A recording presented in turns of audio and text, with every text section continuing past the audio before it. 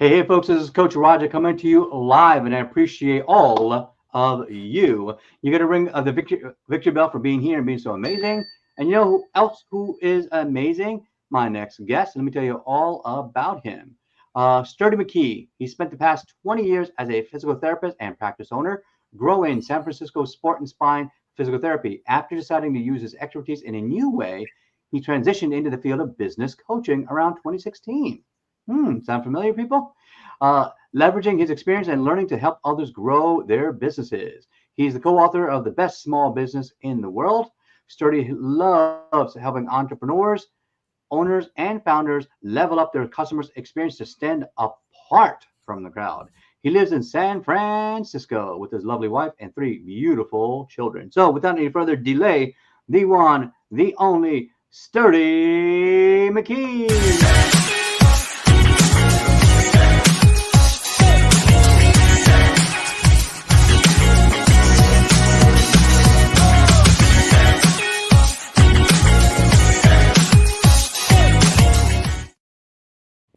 Hey, Sturdy, welcome to the show. How are you doing today, man?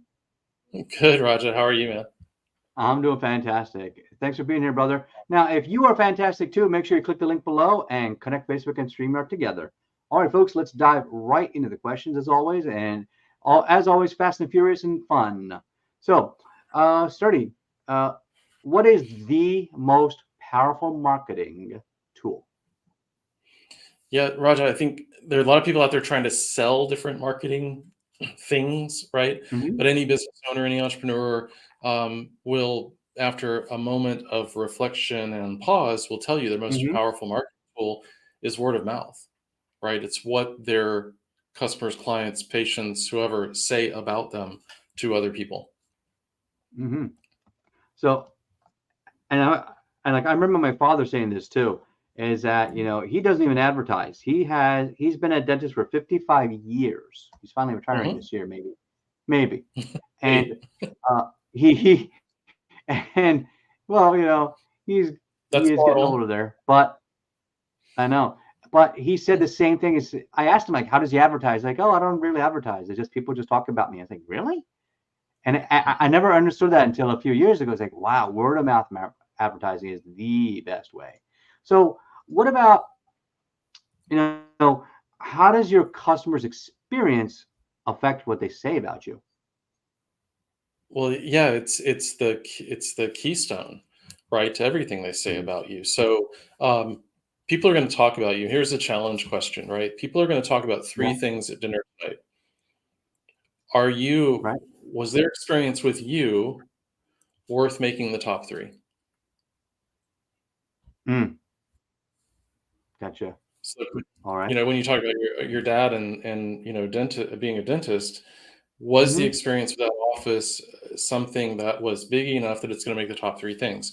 Then the second piece of that is you want to make sure that they're talking about you for the right reasons, right? Yeah. You want to make sure they're not talking about you because of the outrageously bad experience they had with you, which I could tell you a story about Chase Bank yesterday about all that, but Oh, or not, wow. yeah, yesterday. Just Mm-hmm. how terrible the customer service was, how terrible the experience was. You don't want that to be the topic of the conversation. You want the topic to be, how amazing was it? What did they do that was exceptional? And what did they do that stood apart from the crowd? And where those two things kind of come together, where that word of mouth and the customer experience come together, is not even come together, when you take it to the next level, you Yeah. are being intentional about those things, that thing that you want them talking about. Yeah. What Now, about what's interesting too? Um, I know from social media and from like reading from like different books is that Mhm. people are maybe three times more likely to give a positive comment, but 20 times more likely to give a negative comment and spread that. Sure. They're only three times more likely to spread positivity, but 20 times more likely to spread a negative comment.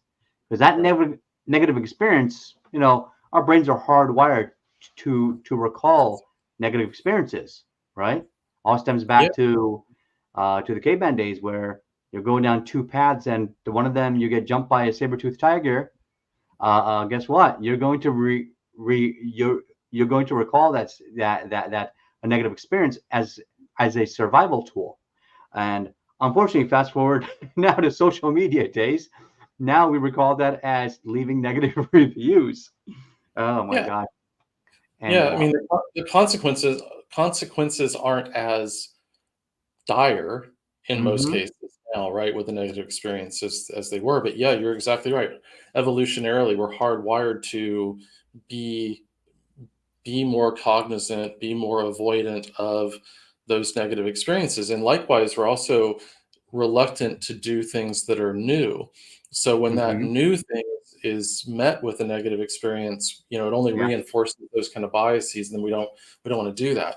And we tell stories. We learn through telling stories, right? Even pre-writing, we told stories. That's how we carried information forward. And we're still very good at creating those, narrating those, listening to those, retaining those. And mhm, in your business, whether you're in a small business or a large business or whatever, it really doesn't matter. It's still those experiences, and it's still those stories that people tell other people. And so for those folks who own and run a business, how many people interact with your business today? Right? You just come up with a round number. Is it 100, 1,000, 100,000? How many of those people had an experience that was so amazing that it made the top three of all the things that they went through today that they're going to talk about later today? right. Gotcha. Very clever, man. To tell us a little bit more about, so you have written a book about this called The Best Small Business. And how does that relate to, so there's a lot of people who talk about that customer experience. So, what makes you different? Well, so yeah, the best small business in the world. It's over the shoulder over here. Hmm. I wrote that together with Matt Fitzsimmons, who was my business coach back in 2010, 2011. We've since worked on a few things together and collaborated on this. And one of the things that's in the book is the audit. So the first step, well, step two actually is the audit. The first step, and by the way, I've got 5 tips, right, that we can look at. But the first step is setting a goal for your customer experience. So, and really, what we want you to do is be audacious in that goal. We want you to be think about being exceptional. Think about standing apart. Think about truly taking those things that make you different and dialing them up. So that's number one. Number two is doing an audit and making sure that you map out all the customer touch points, right? If you know all the touch points that people go through, the number one thing you want to do as you do this kind of audit, this assessment, is make sure none of them are bad, right? Well, I don't know if we can say it, but make sure nothing sucks, because we don't want them talking about you for the wrong reasons. So there's nothing wrong with kind of an expected level of service delivery in a touch point that isn't what you want to be known for. I won't say it doesn't matter. It matters, but it's not the thing that you want to stand out. So let's take your dad's business, right? The intake paperwork. We don't want that to be a terrible experience where somebody's like, holy cow, it was 28 pages long and I couldn't read it, and it was Xeroxed and crooked, and it was, all that. We don't want people talking about us for the wrong reasons. We want that, but we want that touch point, that part of their journey, to be neutral, right? We want it to be acceptable. We want it to be expected. It doesn't have to stand out. It doesn't have to stand apart, because likewise, right, he doesn't want people going home and going, their paperwork was amazing. Who does that, number one, and why would you spend time and effort on that? But you do want it not to detract from their message. So that's actually what's in the one of the things that's in the book, is like the full audit. You can go through and do that yourself. You can make sure that that's not a problem. The third thing you want to do, though, is when you visit that goal and you think about the goal that you set and making sure you've neutralized any of the negatives, is set an expectation, or reset the goal around your magical moment of truth. So what is that thing which you want to be known for? What's that thing that really that you want to stand out? And I can give you another dirty little secret. And by the way, this is the huge advantage that a smaller business has over a larger organization, is you don't have to do focus groups. You don't have to do research. You don't have to do a bunch of surveys. You can literally talk to your favorite customers. right? Again, let's think about your dad's practice, right? He knows who his favorite customers are, who have referred other people, who think he's wonderful and awesome, and he can literally talk to them next time they come in, or he can invite them for a coffee, or he could call them on the phone, and in 5 minutes he could ask them, why me? What's special? Why do you come back? Why did you tell your mother-in-law to come here? Why did you, refer your friend or bring your kids? Why? And your customer will tell you. They will tell you how you're different, because sometimes we need that third party, that outside set of eyes. We know how we want to be different, but when we ask them, we get the perception that we may not necessarily see. And the coolest thing about that, Roger, is then you take that and you dial that up. You make it more different.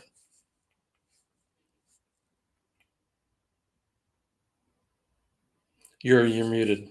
Sorry. You were so polite. I muted myself. Step one, you set a goal. Step two, you audit, and step three, you find that magical moment. Yeah, magical moment of truth. Pretty cool. I like it. I like it. For those of you that are already getting some major value, please type in value in the chat. We're going to give Sturdy a ring of the victory bell for being already so impactful. Make sure you grab his book over his left shoulder, over there. Make sure over there. As in the best small business. We'll share the link after the show in the show notes and in YouTube, of course. It'll be in a banner somewhere here, there. You guys are smart. You will find it. So let's keep on going here. So what is step 4? Well, once you've kind of set that target on the magical moment of truth, you train your team, right? So you train the team to start listening for and watching for and thinking about ways they can be more exceptional. So, one of the things I talk to my clients about is I have this picture, and we use this in speaking and stuff too, right? It's a sea of penguins. It's all these penguins, and they're gorgeous, and they're penguins. Like, there are thousands upon thousands of them. And if I asked you to point out the tallest penguin, maybe you could find it after a while, but so what, right? And and the point there is we're so conditioned to try to be the same, to try to fit in, right? And that is not, I mean, you know this better than most. That is not the path to success. The path to success, the path to prosperity, the path to helping more people and impacting more lives is embracing that thing that already makes you special and unique. And then taking that and going even farther with it. And really what I want my clients to do is be a flamingo in a flock of penguins, right? Unmistakably stand out, stand apart from the crowd, be different, embrace that difference, love that difference, and then that's going to attract more people, and that's going to attract more of the right people, and you're going to be able to positively impact more people and bring value to those folks. Gotcha. I like it. I like it. Beautiful. And then what is step 5? Okay. So step 5 is then taking those stories and leveraging them, getting them out to the world. I like that. Right? So, I mean, word of mouth is wonderful. And the challenge question was, is it so remarkable that they'll talk about it at dinner tonight? That is the challenge question, but that's not our goal, right? Our goal isn't that they talk to 3 people at dinner tonight, two of whom don't need what you have, right? Our goal is that if it's that motivating, that interesting, that exceptional, that it's a story, can we capture that story either through reviews or testimonials or a quick case study or any number of ways, right? But we capture those stories, and then it's our responsibility to turn around and share those stories. It's not really our customers' responsibility to get on the rooftops and shout it out to the world. It's lovely when they do, right? But if we're counting on them to do it, I mean, people are in such a state of overwhelm that even when it's amazing, exceptional, it doesn't mean they're going to post it to their TikTok, or they're certainly not going to pay for an ad to reach a new audience or anything like that. That's on us. But we can capture those stories and we can showcase their successes and really put them on a stage, on a pedestal, in a way that they can reach and tell more people. Because ultimately, this is another thing, Roger. People, we're conditioned not to brag, right? We're not supposed to get our head up too high. We're Yeah. not supposed to tell other people how great we are and all. But if we do that through the stories of others and their successes, number one, that's good, right? We're showcasing them, and we were happy and proud to contribute to that person's success. But the other thing is, if you're not sharing with people and you do have a solution, something that will help them, you're actually failing your ethical obligation Yeah. to the You world. owe You're people. failing your social contract. Yeah. Mhm. I mean, if you have a solution that really, really, truly would help them, then it is your ethical responsibility to share that and tell people. Right? Well, starting that's beautiful. I love your 5 steps.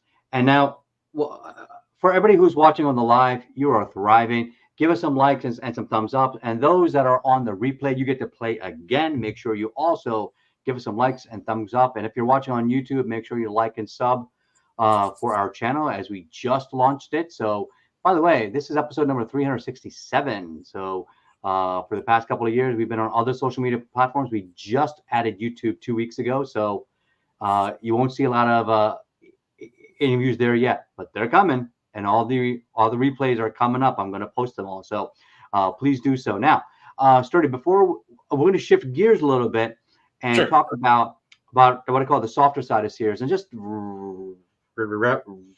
rapid fire here. Tell us where did you grow up and how did you grow up? Oh, Raj, really? Yeah. The loaded question? Dude, so I grew up in South Florida, kind of, at least from the time I was about Oh, go 9 years old. Gators. Yeah, yeah, yeah. Well, they're not doing so well right now, but yeah. But from about the time I was 9 on, I grew up on a fish farm, and Really? Huh. rural Florida, south of Tampa, um, and basically left when I was 17 to did an internship with the state senator up in Tallahassee, and then went up to Emory in Atlanta, and then I went a number of places after that. But yeah, my parents were public school teachers, and my dad was a fish farmer for a while, and yeah, that's From where I fish farmer to physical where I therapist. grew up. Wow. Yeah, well, and I live in San Francisco now, the opposite of rural South Florida. Um, Wow. Yeah. and that's That's yeah. interesting. Jeez. Now, what about growing up? Was there a movie that inspired you to help kind of shape the way you think nowadays? Oh, I don't know. I'm not sure movies shifted the How way about a I book then? Any think. book that Yeah. inspired you growing up or recently that helped you? I mean, it might sound a little trite, a little cliche, but just the Hobbit, the Lord of the Rings stuff was not I'm a so huge much. Lord of the Rings fan. Yeah, It is and really good. Yeah. and I'm not even thinking about like the fantasy side of it so much as the persevere, stick with it. You're on a Mhm. journey, and and also maybe a little of the good evil, um, you know, Oh yeah. parts, Yeah. right? I mean, I They're love both. it whenever you see on somebody's the minivan. Not all who will wander are lost. Not all Right. that glimmers is gold. I remember that from seventh grade. I read the Lord of the Rings the first time, and I remember I read The Hobbit in fifth or sixth grade, and I remember like, oh my God, what an incredible world it just opened up to me. Hmm. And you know, as much as like people like to be dismissive of anybody else that kind of expands their universe, who cares? It's an incredible adventure, isn't it?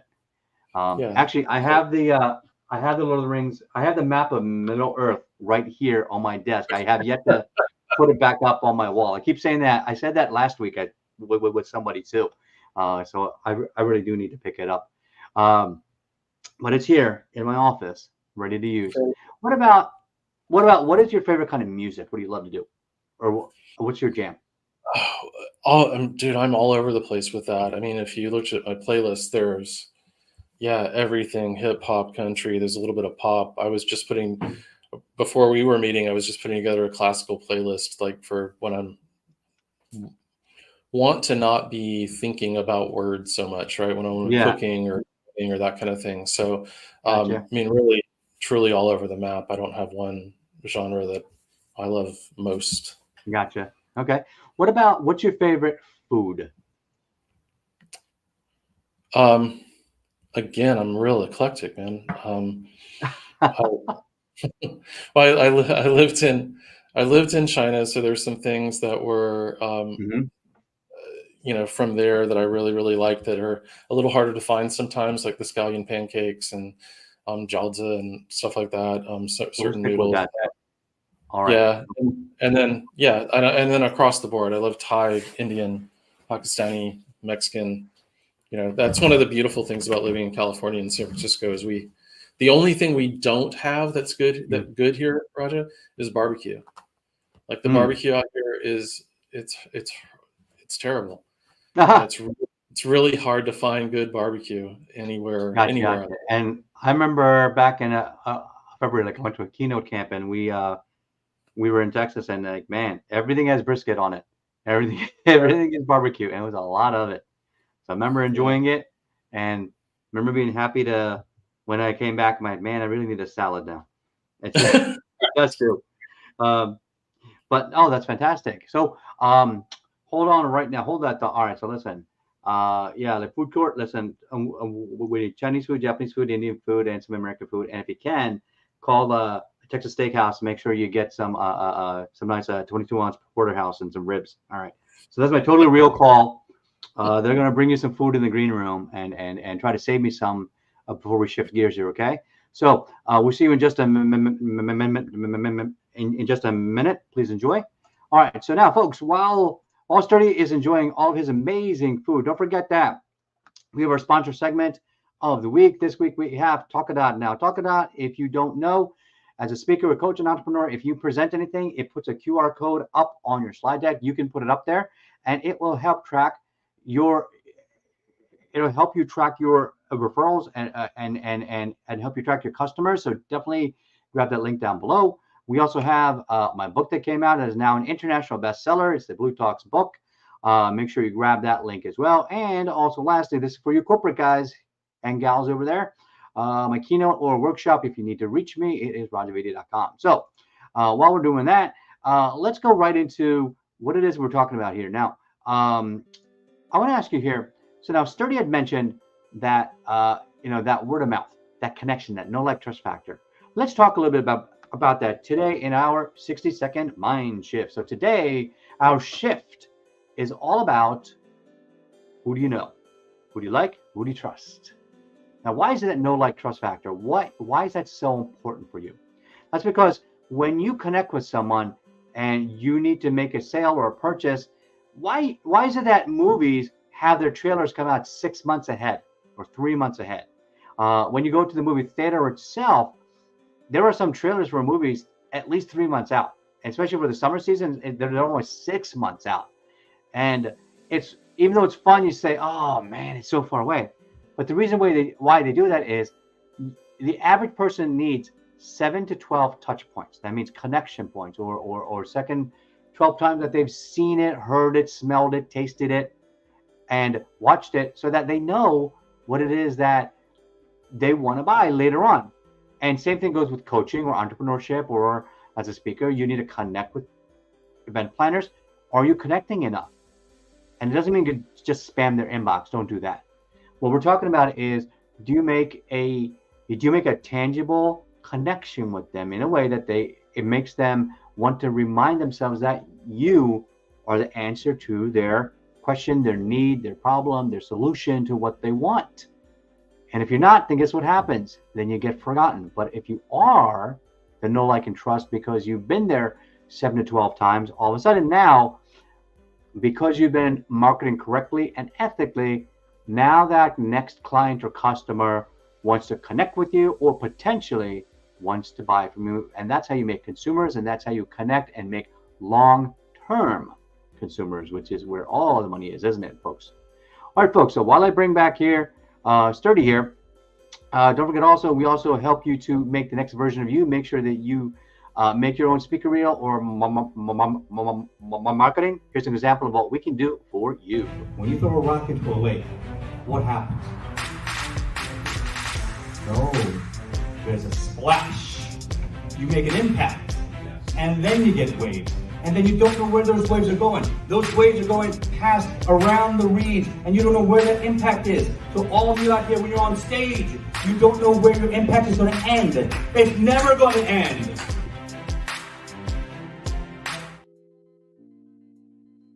All right. Welcome back, Sturdy. How's the food? Awesome, Raj. Oh, fantastic. Hope you saved me some, did you? Of course. Got okay, too much. Good. Nice. So Sturdy, tell me, what do you think about our 60-second mind shift, and what would you add to it? Yeah, I mean, I use the word slightly different, but no love and trust, right? It's kind of like that. No love and trust. Mm-hmm. Yeah, I mean, it's the same idea, right? Because they got to know about you, right? If they don't know about you, then how will they ever get to love you, like you, trust you? So it's kind of a continuum there, but and it's hard to earn, but it's not too hard to lose. You can blow it pretty easily. So, and I think that's where the people talk about, like, when something goes wrong, like, what are you going to do with that? And I don't see enough companies train and teach their people to make it right, to go above and beyond, to really, to have agency, to have authority to do something a little bit more than maybe is standard. But that's such an opportunity. When something goes wrong, it's a real opportunity to either lose that relationship or to truly exceed expectations in that moment. And that's a big part of where that listening and training and working with people and empowering your people to make those decisions, to maybe even make a mistake, go too far, and but not have that be in a context of fear. They won't do it because they're afraid, or they won't do it because it's so super rigid that they can't, they're not allowed, right? So right. Yeah, I love what you're talking about, though. That continuum, I think, is huge. It's really, really. Thank you, Sturdy. You've been amazing here today. I have one last question for you. If someone were to give you a blank check and say, what is your grand vision for changing the world, what would you do? I want people to be happy. And because, the one thing we didn't talk about here too, and just started to allude to it, is all the same stuff you do in the customer experience side, you can do with your employees. Okay. Yeah. Your most powerful recruiting tool is also word of mouth from your current team. And all of that carries over. And we're in a world where most people are disengaged at work. Most people are not happy. Yeah. And then their experiences outside of work are not exceptional. They're not happy. No. And it's not that, it's not that happiness needs to come from an external source, but man, it can get disrupted so many times a day. Yeah. Through all these bad experiences. What if we could change that a little bit? What if we could make the world a little bit better place by making more people not only happy but fulfilled? Oh, I love it. You get the victory bell for that. Happy and fulfilled. Right? Yeah. All right, folks. Thank you so much, Sturdy. You've been amazing. We have to hop off. And this is Coach Raja. And as always, don't fake it till you make it. Believe it and become it. And we see you all on the next show. Take care. Bye. Love it. Thanks.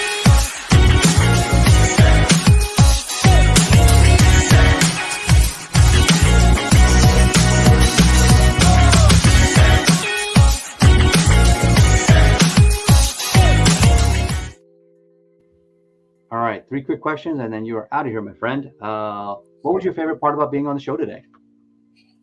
Oh, your energy, man. I love it. Love it. Awesome.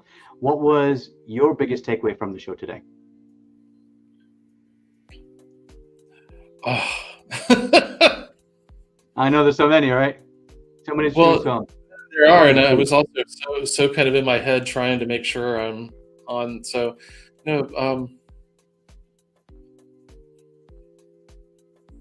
give me a second, Raj. I'm stuck. Biggest takeaway. I'm so worried about what I was doing. Well, no, it was great, but I mean, when you're talking, also, I don't want to say anything that I did. So. No, it's all right. No. Let's just move on to the next question. The questions and the structure, the interactivity, I think was really, really nice. I mean, I'm also kind of, thinking about going back and restarting my podcast, and I'm watching you. I think you do an amazing job. So that, you as an example might be my biggest takeaway from today. Thank you. And if you know anybody that wants to do that, I actually have a program that teaches you how to launch your live stream show. And remember, I don't even have a podcast. This is an internet TV show. So everybody always starts out with a podcast, and I always say, do video. Mm-hmm. It matters because you feel the energy. You see how I come across the screen? It's so much more fun. All right. And last question, would you recommend me to somebody else's show? Yeah, of course.